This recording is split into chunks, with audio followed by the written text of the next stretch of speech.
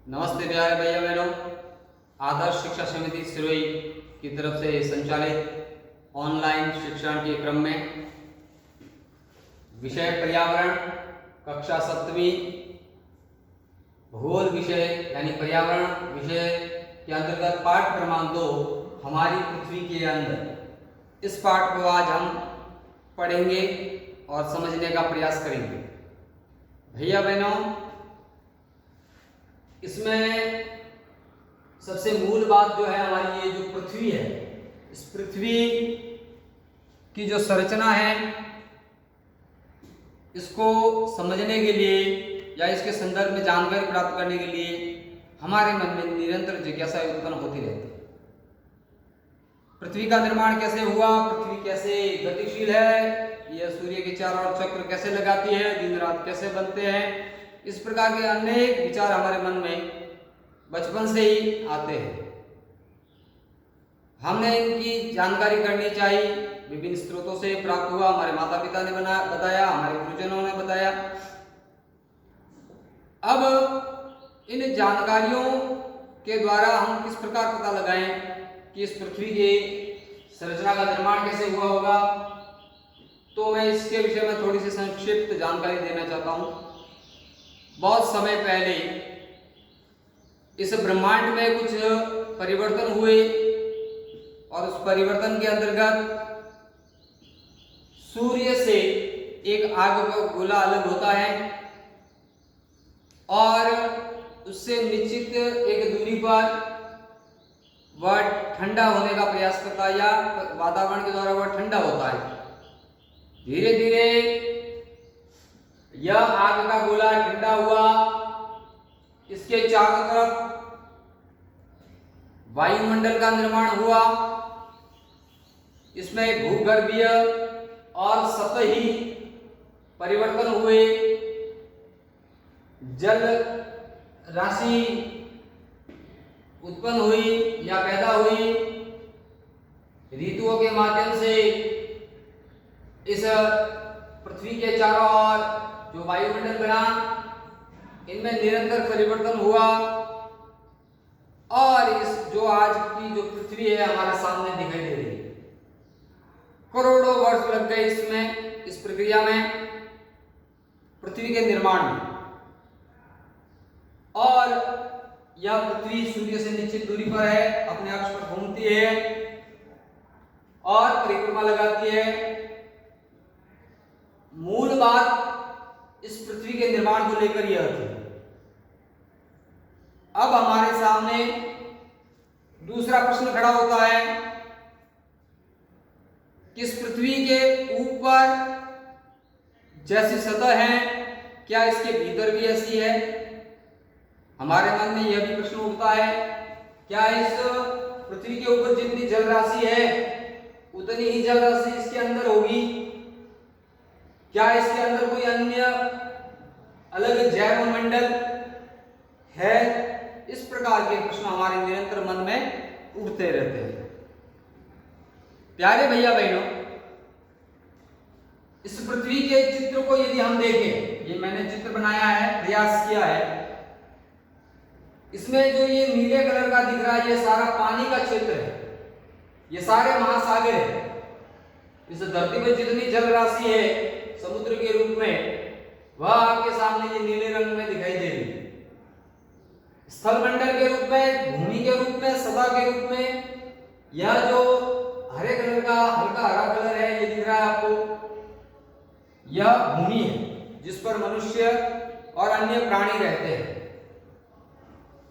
जो भूमि का क्षेत्र है वह महाद्वीपीय क्षेत्र कहलाता है और जो पानी का क्षेत्र है वह महासागरीय क्षेत्र कहलाता है। अब इस चित्र में एक छोटी सी मैंने काट बताई है। इस काट के अंदर पृथ्वी के अंदर क्या है वह बताने का मैंने प्रयास किया। तो प्यारे भैया बहनों, इस पृथ्वी के चित्र को हम ध्यान से देखेंगे। यह एक गोल गेंद की तरह है, एक प्याज के नुमा या प्याज की तरह यह बनी हुई है। जिस प्रकार प्याज के ऊपर छिलके होते हैं, ठीक इसी प्रकार से इस पृथ्वी के ऊपर भी या पृथ्वी के निर्माण में भी परतें बनी हुई हैं। इस पृथ्वी के परत या संरचना के विषय में मैं आपको बताना चाहता हूं कि सबसे ऊपर वाली सतह जो हम रहते हैं, ऊपर वाली सतह ये दिख रही है बिल्कुल, ये वाली सतह जो कहलाती है परपट्टी कहलाती है, यानी भू परपट्टी कहलाती है। भू यानी धरती, परपट्टी यानी परत। ये भू परत जो है विभिन्न चरणों में बनी हुई है। इस परपट्टी का जो विस्तार है वह महाद्वीपीय क्षेत्र में या महाद्वीपीय संहति में मोटा है, जो सिलिका और एल्यूमिनियम की बनी हुई है। दोनों को साथ में जोड़कर एक शब्द बनाया गया Cl यानी सिलिका और एल्यूमिनियम। इसका विस्तार 35 किलोमीटर है। उसके बाद में महासागरीय संहति यानी महासागरीय क्षेत्र में इस परपट्टी की जो मोटाई है वो पतली है, यानी वो कम पतली है, मतलब पतली कम है। वो यहाँ मोटी है महाद्वीपीय क्षेत्र में, यहाँ पे उसका मोटापा यानी मोटाई कम है। यहाँ 35 किलोमीटर है और महासागर क्षेत्र में 5 किलोमीटर। महासागर क्षेत्र में या साथी में सिलिकॉन और मैग्नीशियम की बनी होती है। जब महासागरीय क्षेत्र में मैं ये वाला जो ब्लू कलर का है, नीले कलर का, यहाँ पे यदि मैं समुद्र की सतह से खुदाई प्रारंभ करूं तो इसमें मुझे सिलिका और मैग्नीशियम प्राप्त होगा, जिसे सी में कहते हैं। Cl, सीमा, ये दो इसके नाम हो गए। उसके बाद में आप ये जो चित्र देख रहे हैं, इसके अंदर बीच वाला जो भाग है, इस भाग को हम ध्यान से देखेंगे तो यह मेटल का बना हुआ है, यानी धातु का बना हुआ है, और इसका विस्तार 2900 किलोमीटर है लगभग। यदि मैं पृथ्वी की खुदाई यहां से किन्हीं साधनों के माध्यम से करूं और यहां तक पहुंचूं, तो यहां से लगा के यहां तक, यानी यहां से यहां तक का जो क्षेत्र है ये पीला पीला, ये वाला मेटल क्षेत्र कहलाता है। और इस मेटल क्षेत्र में धातुएं पाई जाती हैं। उसके बाद में मैं आगे बढ़ूं और खुदाई करना प्रारंभ करूं तो पृथ्वी के केंद्र तक पहुंचता हूं, तो यहां से जो मेटल वाले क्षेत्र जहां समाप्त होता है, वहां से आगे का क्षेत्र क्रोड कहलाता है। इस क्रोड या केंद्र का निर्माण लावा यानी कह सकते हैं हम निकल और फेरस यानी निकल और लोहे से बना हुआ है। और यह यहाँ पे ताप और दाब उच्च होने के कारण ये पिघली हुई अवस्था में पाया जाता है। प्राय हमने भूकंप इत्यादि क्षेत्रों में देखा होगा कि लावा निकलता है। कहां से निकलता है लावा?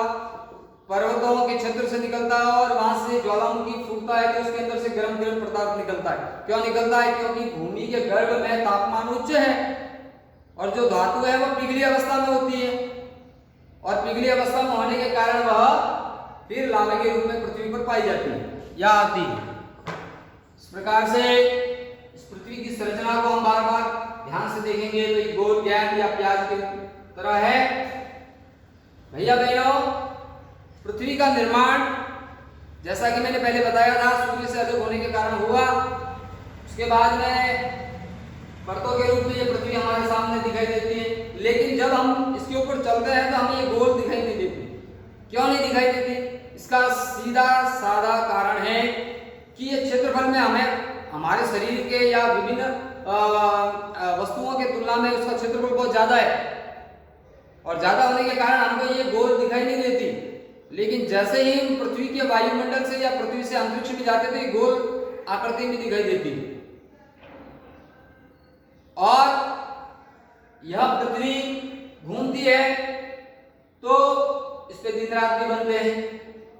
इस प्रकार इस वीडियो के अगले चरण में या अगले भाग में हम देखेंगे कि इस पृथ्वी के जो ऊपर वाला क्षेत्र है, इस पृथ्वी का जो ऊपर वाला क्षेत्र है, इस क्षेत्र के ऊपर कौन कौन सी धातुएं हैं और वे धातुएं किन से बनी हैं, किन खनिजों से बनी हैं, या कौन कौन से खनिज पाए जाते हैं। इन खनिजों के बारे में हम विस्तृत रूप से पढ़ेंगे।